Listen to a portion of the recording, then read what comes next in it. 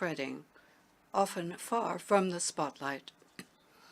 The funding gap for a global humanitarian appeal stands at $32 billion, the widest gap ever.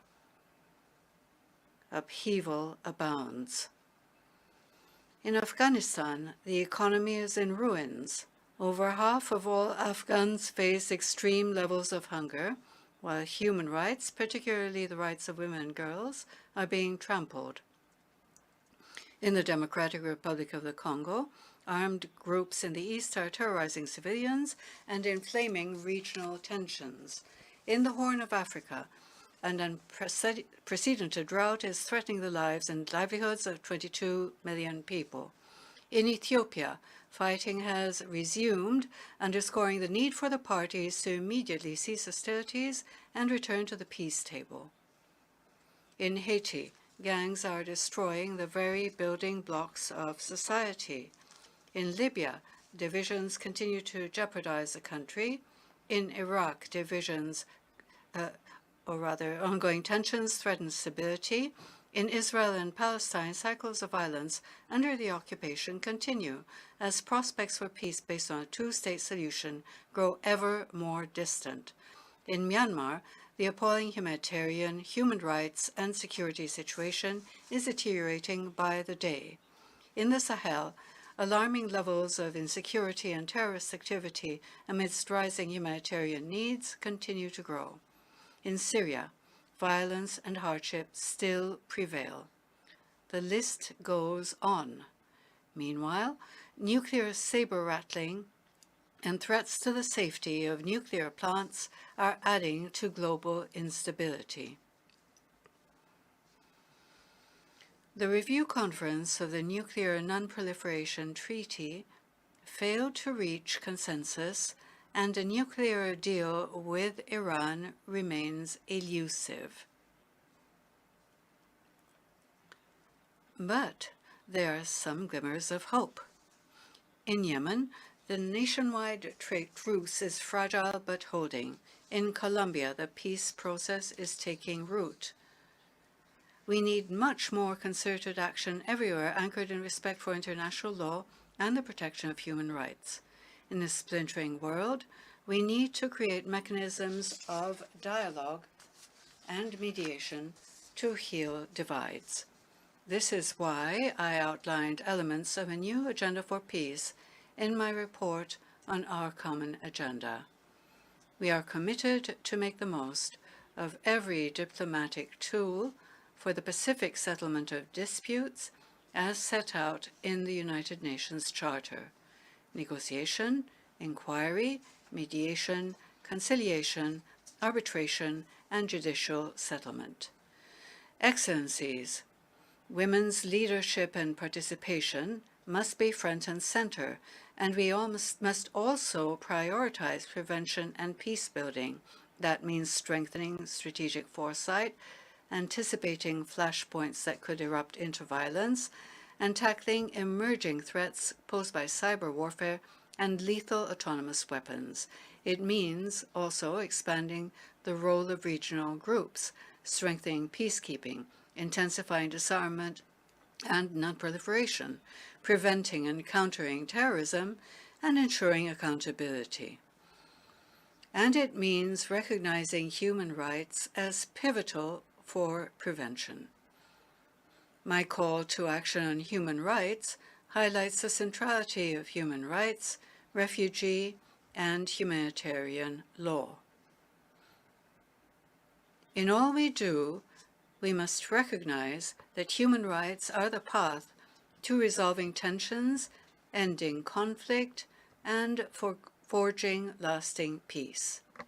Excellencies, there is another battle we must end: our suicidal war against nature.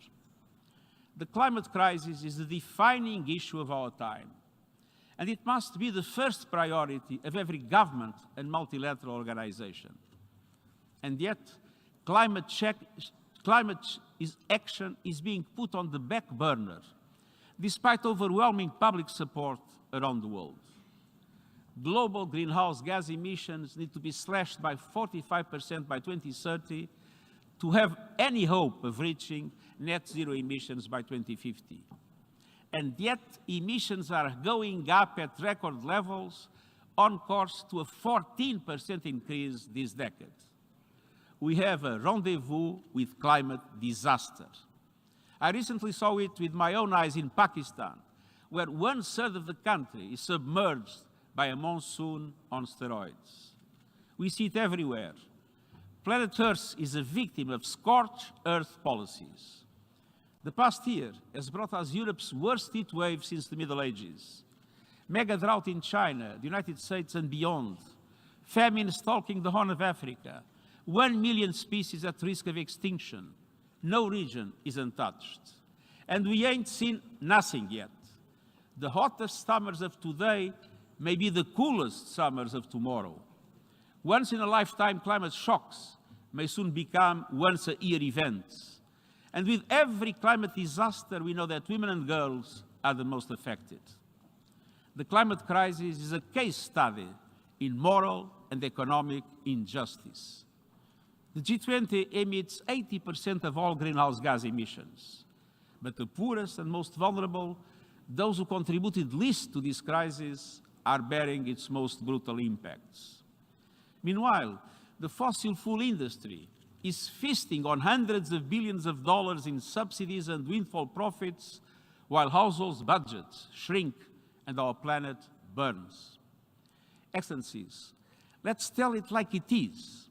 Our world is addicted to fossil fuels, and it's time for an intervention. We need to hold fossil fuel companies and their enablers to account. And that includes the banks, private equity, asset managers, and other financial institutions that continue to invest and underwrite carbon pollution.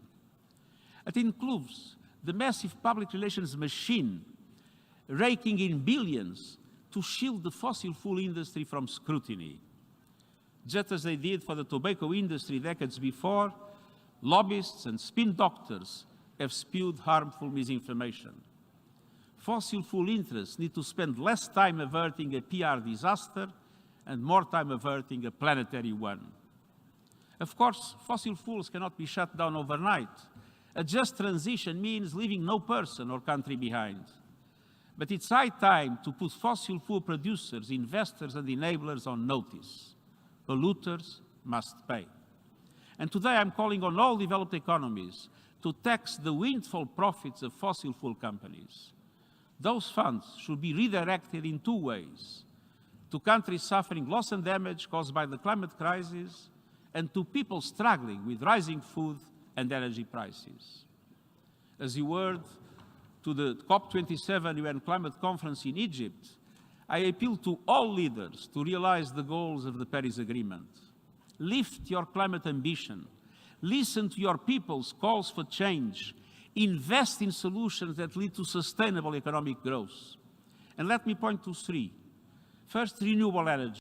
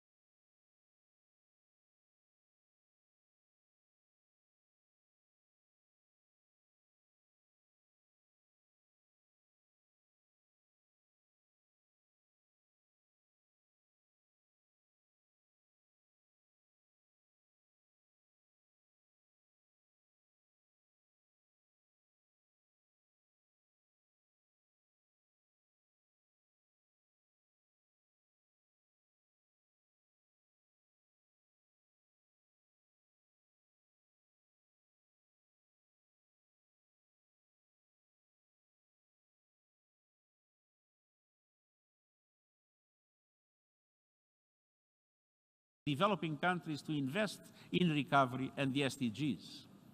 But they were distributed according to existing quotas, benefiting those who need them least. We have been waiting for a reallocation for 19 months, and the amounts we hear about are minimal. A new allocation of special drawing rights must be handled differently, based on justice and solidarity with developing countries. Fourth, I call on governments to empower specialized funds like Gavi, the Global Fund, and the Green Climate Fund. G20 economies should underwrite an expansion of these funds as additional financing for the SDGs. Excellencies, let me be clear. The SDG stimulus I'm proposing is essential, but it is only an interim measure. Today's global financial system was created by rich countries to serve their interests many decades ago. It expands and entrenches inequalities. It requires deep structural reform.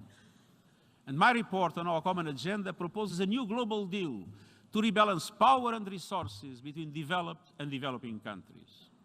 African countries in particular are underrepresented in global institutions. I hope member states will seize the opportunity to turn these ideas into concrete solutions, including at the Summit of the Future in 2024. Excellencies, the divergence between developed and developing countries, between North and South, between the privileged and the rest, is becoming more dangerous by the day. It is at the root of geopolitical tensions and lack of trust that poison every area of global cooperation, from vaccines to sanctions to trade. But by acting as one, we can nurture fragile shoots of hope. The hope found in climate and peace activists around the world, calling out for change and demanding better of their leaders. The hope found in young people working every day for a better, more peaceful future. The hope found in women and girls leading and fighting for those still being denied their basic human rights. The hope found throughout civil society seeking ways to build more just and equal communities and countries. And the hope found in science and academia racing to stay ahead of deadly diseases and then the COVID-19 pandemic. The hope found in humanitarian heroes rushing to deliver life-saving aid around the world. The United Nations stands with them all. We know lofty ideals must be made real in people's lives, so let's develop common solutions to common problems, grounded in goodwill, trust, and the rights shared by every human being. Let's work as one, a coalition of the world, as United Nations. Thank you.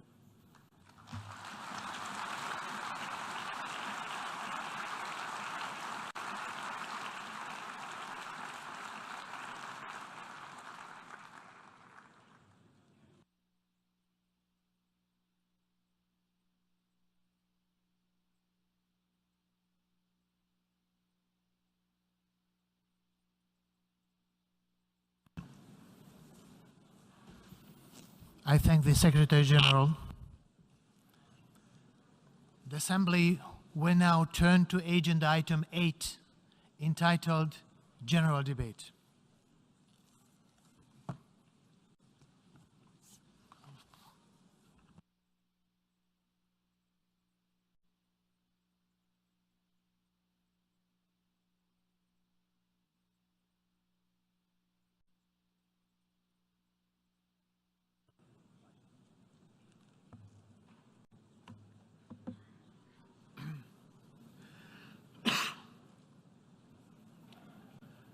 Mr. Secretary General, distinguished heads of state and government, excellencies, friends, the world needs solutions through solidarity, sustainability, and science. Solutions because we have drafted many treaties, set excellent goals, yet have taken too little action. We need solidarity because inequalities have reached record heights. We need sustainability because we owe it to our children to leave behind a livable world. We need science because it offers us neutral evidence for our actions. My sincere gratitude goes to all member states, especially to Hungary and the Eastern European group for giving me the mandate to turn this motto into reality. Excellencies, we gather today at the most consequential moment of the last 4 decades. Des chaleurs extrêmes aux inondations dévastatrices, le changement climatique est ébranle nos communautés. Notre consommation et nos méthodes de production lacernent notre planète de ses sols à ses cieux. Nous vivons dans un état de crise humanitaire permanent. أكثر من 300 مليون شخص في حاجة ماسة للمساعدات الإنسانية والحماية، وذلك بزيادة قدرها 10% منذ يناير. كما وصلت أزمة الجوع العالمية إلى المستويات تنذر بالخطر بسبب تغيير المناخ ونزاعات وجائحة كوفيد-19. وفي الأشهر الستة الماضية دفع تضخم أسعار الغذاء والطاقة 70 مليون شخص إلى الأقل إلى الفقر. Инфляция тем временем находится на самом высоком за 40 лет уровне. Четверть всего населения Земли проживает в районах, охваченных конфликтами, боевыми действиями и политической нестабильностью. Редко, когда насилие по всему миру бывало столь жестоким. Who would have imagined that war would return to Europe, that the nuclear threat would be back in political discourse to settle a dispute with a neighbor? It has been 203 days since the General Assembly adopted a resolution condemning the military aggression against Ukraine. Unfortunately, the bloodshed and the suffering have not stopped yet. In that time, the United Nations, as we heard, and its partners have offered food and shelter to millions of refugees from that country. A landmark agreement on commercial grain exports from the world's best breadbasket offers hope. Diplomacy is at work to release fertilizers so that the shortage we see today do not become the famines of the next year. UN nuclear inspectors are at one of Europe's key nuclear sites, preventing a possible catastrophe. Excellencies, the theme of our 77th General Debate is a watershed moment, transformative solutions to interlocking challenges. I stand in solidarity with the people of Pakistan, where devastating floods washed away hundreds of villages. You have seen the heart-wrenching scenes of devastation. This can be a window into our future. However, in tackling climate change, we have the solutions. These are rooted in the advancement we have made in science cooperation and climate diplomacy. But we have to want to put them in practice. The International Panel on Climate Change has proven an invaluable tool for supporting political decisions to combat climate change and to adapt to its consequences. We should consider replicating its success in the areas of water, energy, food, and biodiversity. This would give us a universally accepted scientific foundation for action. Once this high-level week is over, I plan to launch a series of consultations with the scientific community, asking them to help us, bringing the knowledge from microphones, from microscopes to microphones. The 77th session of the General Assembly will be key to preparing the SDG Summit in 2023 and the Summit of the Future in 2024. Next year, we will assess SDG 6 at the UN Water Conference, the first since 1977. This call could not be more urgent. Water is set to be the next major driver of conflict worldwide. The problem of water is threefold: too much, not enough, not safe.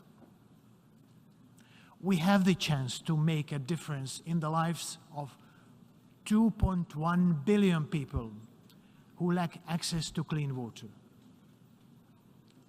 Let us cooperate to make the Water Action Agenda as transformational, practical, and actionable as possible.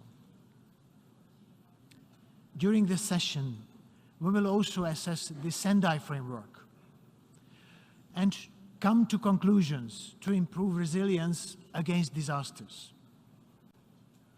It is vital that these opportunities lead to substantive outcomes. The building blocks for transformation are at our disposal. The 2030 Agenda, the Sendai Framework, the Paris Agreement, the Addis Ababa Program of Action, and our common agenda all point in the same direction. They describe the world we want and offer the avenues to get there. I'm encouraged that the Secretary General's proposals and the important initiatives by member states mutually support each other. The challenges are great and they are interconnected, but they are not insurmountable. Ladies and gentlemen, without universal respect to the rule of law, it is all too easy to rapidly slide into treacherous territory. As we all know, in time of crisis, human rights are the first to be compromised. When human rights are under threat, it is our smoke signal, our call to action. It would be remiss to speak of human rights without addressing a fundamental issue found to be lacking in most societies around the world. It is women's right. It is simply unacceptable that every third woman experiences violence in her lifetime. As we speak, half of humanity is all too often excluded from decision-making and leadership. But we need every man and woman to live their lives to their fullest potential. It is only by ensuring the inclusion of all, valuing the knowledge of all, that we will find solutions to the challenges we face. This afternoon's UNGA platform of women leaders, organized in collaboration with UN Women, may be an answer to this goal. Women heads of state and government will offer their solutions to society's complex problems. Data shows that crisis response is more effective when women take the lead. I encourage you to engage substantively with this issue. It has to do with equity and equality, but above all, human dignity. Excellencies, in all these issues, in all our endeavors, I look forward to working closely with the Secretary General, the Security Council, the ECOSOC, and other key relevant institutions of the United Nations. I stand ready to support member states to identify transformative, impact-oriented, systemic, and sustainable solutions.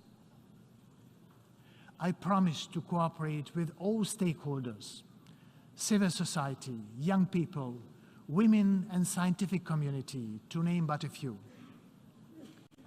UN agencies, funds and programs are critical to bringing our efforts out of this hole and into our communities. To deliver on the agenda requested by the member states, I count on your constructive engagement, cooperation, and mutual respect to each other. I emphasize that the revitalization of both the United Nations and the General Assembly must continue. Our ability to competently improve our organization will determine its relevance in the eyes of people around the world. I want to advance negotiations on Security Council reform. It is high time that the Council represents the world's population more equally and that it reflects 21st century realities. This is a matter of credibility to our entire organization and our multilateral order. Ladies and gentlemen, crisis management and transformation will require our consistent efforts, way beyond one session of the General Assembly. In that spirit, let me finish with some timeless words of wisdom about chances and the risk of letting them pass us by. Things get better when we make them better. Things go wrong when we fail to seize the opportunities before us. Our opportunity is here and now. Let us act. I thank you.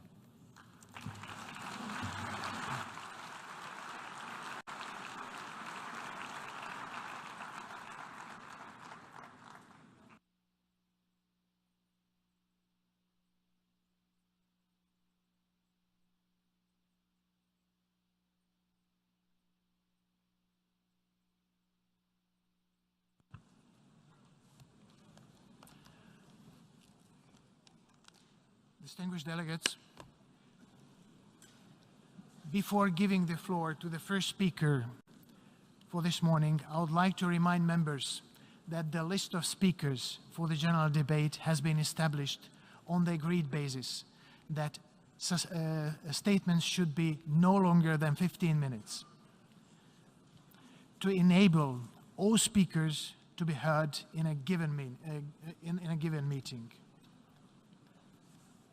Within this time frame, I would like to appeal to speakers to deliver their statement at a reasonable pace so that interpretation into the other official United Nations languages may be provided properly.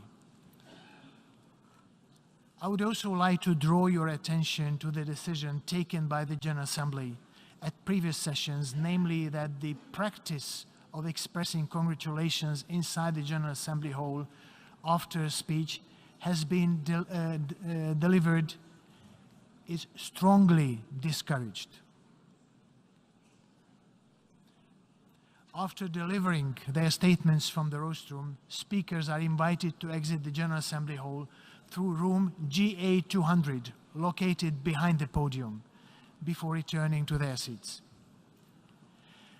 May I take it that the General Assembly agrees to proceed in this manner during the general debate of the 77th session? it is so decided. Finally, I should like to draw the attention of members that during the general debate, official photographs of all the speakers are taken by the Department of Global Communications. Members interested in obtaining these photographs are requested to contact the Photo Library of the United Nations. The Assembly will hear an address by His Excellency Jair Bolsonaro, President of the Federal Republic of Brazil. I request the protocol to escort His Excellency.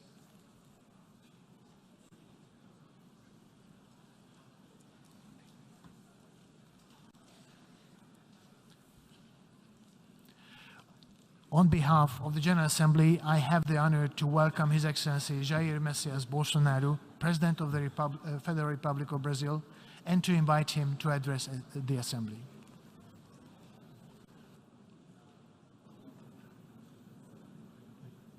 Okay. Ok. Senhor Chabá Corozzi, presidente da 77ª Assembleia Geral das Nações Unidas, senhor Antônio Guterres, secretário-geral das Nações Unidas, senhoras e senhores, chefes de Estado, de governo e de delegações. Senhoras e senhores, começo por cumprimentá-lo, embaixador Chabá Corozzi, pela eleição para presidir esta Assembleia Geral. Esteja certo de contar com o apoio do Brasil. O tema escolhido para este debate geral gira em torno de um conceito que se aplica perfeitamente ao momento que vivemos, um divisor de águas. Senhor presidente, nossa responsabilidade coletiva nessa Assembleia Geral é compreender o alcance dos desafios que compõem esse divisor de águas e, a partir daí, construir respostas que tirem sua força dos objetivos que são comuns a todos nós. A tarefa não é simples, mas, a rigor, não temos alternativa. Esse esforço tem de começar no interior de cada um dos nossos países. Antes de tudo, é aquilo que realizamos no plano interno que dá a medida da autoridade com que agimos no plano internacional. Deixe-me falar da perspectiva do meu país. Quando o Brasil se manifesta sobre a agenda da saúde pública, fazemos isso com a autoridade de um governo que, durante a pandemia da Covid-19, não poupou esforços para salvar vidas e preservar empregos. Como tantos outros países, concentramos nossa atenção, desde a primeira hora, em garantir um auxílio financeiro emergencial aos mais necessitados. O nosso objetivo foi proteger a renda das famílias para que elas conseguissem enfrentar as dificuldades econômicas decorrentes da pandemia. Beneficiamos mais de 68 milhões de pessoas, o equivalente a 1/3 da nossa população. Em paralelo, lançamos um amplo programa de imunização, inclusive com produção doméstica de vacinas. Somos uma nação com 210 milhões de habitantes e já temos mais de 80% da população vacinada contra a Covid-19. Todos foram vacinados de forma voluntária, respeitando a liberdade individual de cada um. Da mesma forma, no terreno da economia, o Brasil traz a autoridade de um país que, em nome de um crescimento sustentável e inclusivo, vem implementando reformas para a atração de investimentos e melhorias das condições de vida de sua população. No meu governo, extirpamos a corrupção sistêmica que existia no país. Somente entre o período de 2003 e 2015, onde a esquerda presidiu o Brasil, o endividamento da Petrobras, por má gestão, loteamento político e em desvios, chegou à casa dos 170 bilhões de dólares. O responsável por isso foi condenado em 3 instâncias, por unanimidade. Delatores devolveram $1 bilhão e pagamos para a Bolsa Americana outro $1 bilhão por perdas de seus acionistas. Esse é o Brasil do passado. Aprimoramos os serviços públicos com redução de custos e investimentos em ciência e tecnologia. Hoje, por exemplo, o Brasil é o 7º país mais digitalizado do mundo. São 135 milhões de pessoas que acessam 4.900 serviços do meu governo. O Brasil foi pioneiro na implantação do 5G na América Latina. Levamos adiante uma abrangente pauta de privatizações e concessões, com ênfase na infraestrutura. Concluímos o projeto de transposição do Rio São Francisco, levando água para o Nordeste brasileiro. Adotamos novos marcos regulatórios, como o do saneamento básico, o das ferrovias e o do gás natural. Além disso, melhoramos o ambiente de negócios, com a Lei da Liberdade Econômica e a Lei de Startups. Como resultado, criamos oportunidades para o jovem empreender e ter empregos de qualidade. Coroando todo esse esforço de modernização da economia brasileira, estamos avançando a passos largos para o ingresso do Brasil como membro pleno da Organização para a Cooperação e Desenvolvimento Econômico, a OCDE. Apesar da crise mundial, o Brasil chega ao final de 2022 com uma economia em plena recuperação. Temos emprego em alta e inflação em baixa. A economia voltou a crescer. A pobreza aumentou em todo o mundo sob o impacto da pandemia. No Brasil, ela já começou a cair de forma acentuada. Os números falam por si só. A estimativa é de que, no final de 2022, 4% das famílias brasileiras estejam vivendo abaixo da linha da pobreza extrema. Em 2019, eram 5,1%. Isso representa uma queda de mais de 20%. O Auxílio Brasil, programa de renda mínima criado no meu governo durante a pandemia, que atende 20 milhões de famílias, faz pagamentos de quase $4 por dia às mesmas. O desemprego caiu 5 pontos percentuais, chegando a 9%, taxa que não se via há 7 anos. Reduzimos a inflação com estimativa de 6% no corrente ano. Tenho a satisfação de anunciar que tivemos deflação inédita no Brasil nos meses de julho e agosto. Desde junho, o preço da gasolina caiu mais de 30%. Hoje, um litro no Brasil custa cerca de 90 centavos de dólares. O preço da energia elétrica também teve uma queda de mais de 15%. Quero ressaltar que o custo da energia não caiu por causa de tabelamento de preços ou qualquer outro tipo de intervenção federal. Foi resultado de uma política de racionalização de impostos formulada e implementada com apoio do Congresso Nacional.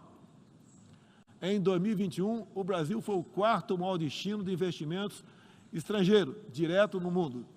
Nosso comércio exterior alcançou a marca histórica de 39% do PIB, mesmo diminuindo ou zerando impostos de milhares de produtos. No plano interno, também estamos batendo recordes em 3 áreas: arrecadação fiscal, lucro das empresas estatais e relação entre dívida pública e PIB. Aliás, em 2021, tivemos superávit no resultado consolidado de contas públicas. O PIB brasileiro aumentou 1,2% no segundo semestre. A projeção de crescimento para 2022 chega a 3%. Temos a tranquilidade de quem está no bom caminho, o caminho de uma prosperidade compartilhada entre os brasileiros e, mais além, compartilhada com nossos vizinhos e outros parceiros mundo afora. É isso que vemos, por exemplo, na produção de alimentos. Há 4 décadas, o Brasil importava alimentos. Hoje, somos um dos maiores exportadores mundiais. Isso só foi possível graças a pesados investimentos em ciência e inovação, com vistas à produtividade e à sustentabilidade. Faço aqui um tributo à pessoa de Alisson Paulinelli, candidato brasileiro ao Prêmio Nobel da Paz, por seu papel na expansão da fronteira agrícola brasileira com o uso de novas tecnologias. Este ano, o Brasil já começou a colheita da maior safra de grãos da nossa história. Estima-se pelo menos 270 milhões de toneladas. O Brasil também, em poucos anos, passará de importador a exportador de trigo. Para o período de 22, 23, a previsão é que a produção total ultrapasse os 300 milhões de toneladas. Como afirmou a diretora-geral da Organização Mundial do Comércio, em recente visita que nos fez, se não fosse o agronegócio brasileiro, o planeta passaria fome, pois alimentamos mais de 1 bilhão de pessoas ao redor do mundo. O nosso agronegócio é orgulho nacional. Senhor presidente, quero lembrar que, também na área do desenvolvimento sustentável, o patrimônio de realizações do Brasil é fonte de credibilidade para a ação internacional do nosso país. Em matéria de meio ambiente e desenvolvimento sustentável, o Brasil é parte da solução e referência para o mundo. 2/3 de todo o território brasileiro permanecem com vegetação nativa, que se encontra exatamente como estava quando o Brasil foi descoberto em 1500. Na Amazônia brasileira, área equivalente à Europa Ocidental, mais de 80% da floresta continua intocada, ao contrário do que é divulgado pela grande mídia nacional e internacional. É fundamental que, ao cuidarmos do meio ambiente, não esqueçamos das pessoas. A região amazônica abriga mais de 20 milhões de habitantes, entre eles indígenas e ribeirinhos, cuja subsistência depende de algum aproveitamento econômico da floresta. Levamos internet a mais de 11 mil escolas rurais e a mais de 500 comunidades indígenas. O Brasil começou sua transição energética há quase meio século, em reação às crises do petróleo daquela época. Hoje temos uma indústria de biocombustíveis moderna e sustentável. Indústria que contribui para a matriz energética mais limpa entre os países do G20. Cerca de 84% da nossa matriz elétrica atualmente é renovável. E esse é o objetivo que muitos países desenvolvidos esperam alcançar somente depois de 2040 ou 2050. No ano passado, o Brasil foi escolhido pelas Nações Unidas como o país campeão da transição energética. Temos capacidade para ser um grande exportador mundial de energia limpa. Contamos com excedente já em construção, que pode chegar a mais de 100 gigawatts, entre biomassa, eólica, terrestre e solar, além da oportunidade ainda não explorada de eólicas marítimas de 700 gigawatts, com um dos menores custos de produção do mundo. Essas fontes produzirão hidrogênio verde para exportação. Parte dessa energia, 100% limpa, abre a possibilidade de sermos fornecedores de produtos industriais altamente competitivos, especialmente no Nordeste brasileiro, com uma das menores pegadas de carbono do mundo. A agenda do desenvolvimento sustentável é afetada de várias maneiras, pelas ameaças à paz e à segurança internacional. Erguemos as Nações Unidas em meio aos escombros da Segunda Guerra Mundial.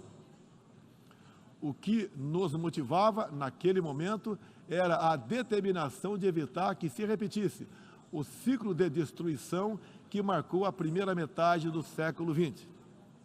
Até certo ponto, podemos dizer que fomos bem-sucedidos. Mas hoje, o conflito na Ucrânia serve de alerta. Uma reforma da ONU é essencial para encontrarmos a paz mundial. No caso específico do Conselho de Segurança, após 25 anos de debates, está claro que precisamos buscar soluções inovadoras. O Brasil fala desse assunto com base em uma experiência que remonta aos primórdios da ONU. É pela 11ª vez que ocupamos assento não permanente no Conselho. Temos buscado dar o melhor de nós para a solução pacífica e negociada dos conflitos internacionais, sempre guiados pela Carta da ONU e pelo direito internacional. O Brasil também tem um longo histórico de participação em missões de paz da ONU. De Suez a Angola, do Haiti ao Líbano, sempre estivemos ao lado da manutenção da paz. Também contribuímos para a paz ao abrirmos nossas fronteiras para aqueles que buscam uma chance de reconstruir suas vidas em nosso país. Desde 2018, mais de 6 milhões de irmãos venezuelanos foram obrigados a deixar seu país. Muitos deles vieram para o Brasil. Nossa resposta a esse desafio foi a Operação Acolhida, que se tornou referência internacional. Já são mais de 350 mil venezuelanos que encontraram em território brasileiro assistência emergencial, proteção, documentação e a possibilidade de um recomeço. Todos têm acesso ao mercado de trabalho, a serviços públicos e a benefícios sociais. Nos últimos meses, chegam por dia ao Brasil a pé cerca de 600 venezuelanos, a grande maioria dos quais mulheres e crianças, pesando em média 15 quilos a menos do que tinham antes, fugindo da violência e da fome. A política brasileira de acolhimento humanitário vai além da Venezuela. Temos também recebido haitianos, sírios, afegãos e ucranianos. Senhor presidente, o conflito na Ucrânia já se estende por 7 meses e gera apreensão não apenas na Europa, mas em todo o mundo.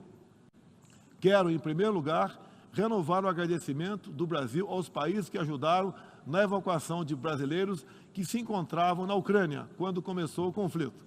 Refiro-me especialmente à Eslováquia, Hungria, Polônia, Romênia e República Tcheca. A operação foi exitosa. Não deixamos ninguém para trás, nem mesmo seus animais de estimação. Diante do conflito em si, o Brasil tem se pautado pelos princípios do direito internacional e da Carta da ONU. Princípios que estão consagrados também em nossa Constituição.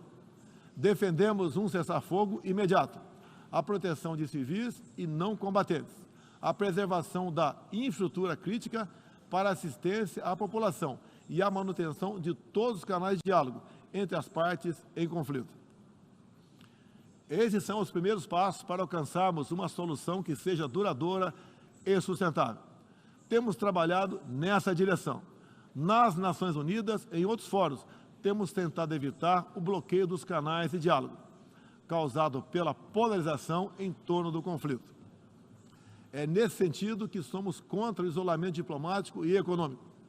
As consequências do conflito já se fazem sentir nos preços mundiais de alimentos, de combustíveis e de outros insumos. Esses impactos nos colocam a todos na contramão dos objetivos do desenvolvimento sustentável.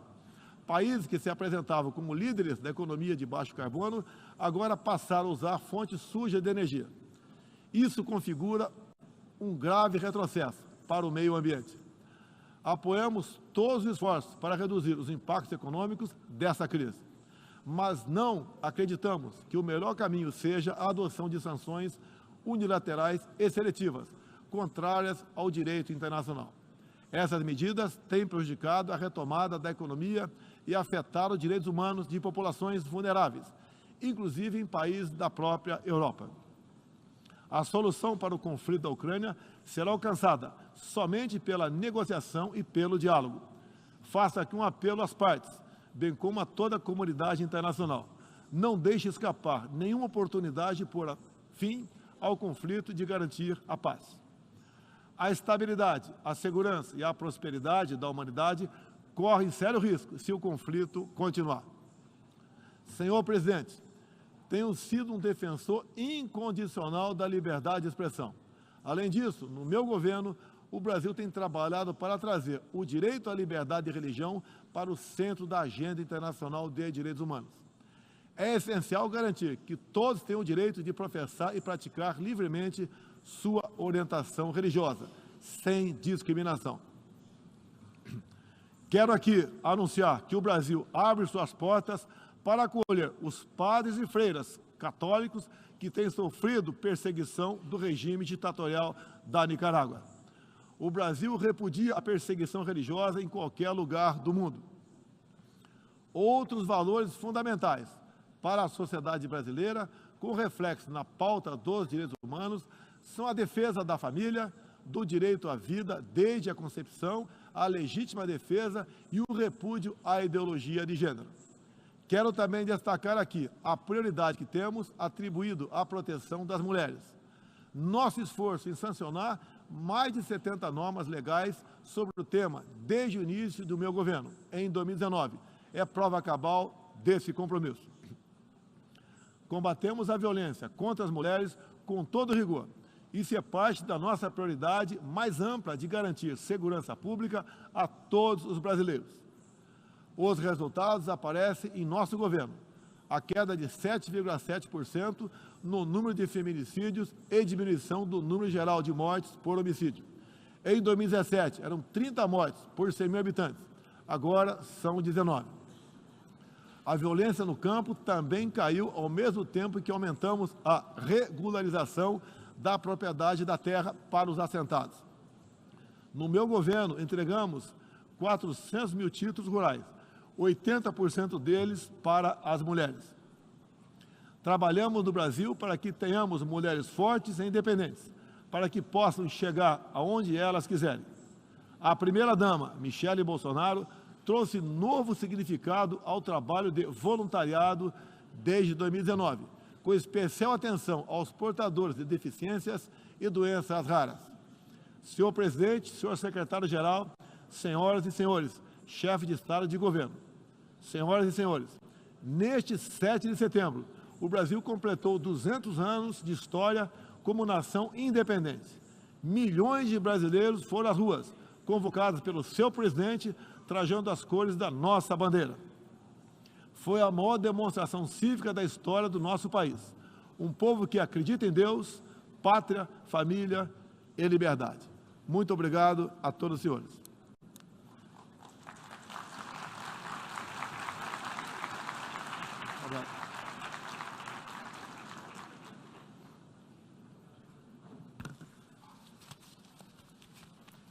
On behalf of the Assembly, I wish to thank the President of the Federal Republic of Brazil for the statement just made, and I request the protocol to escort His Excellency.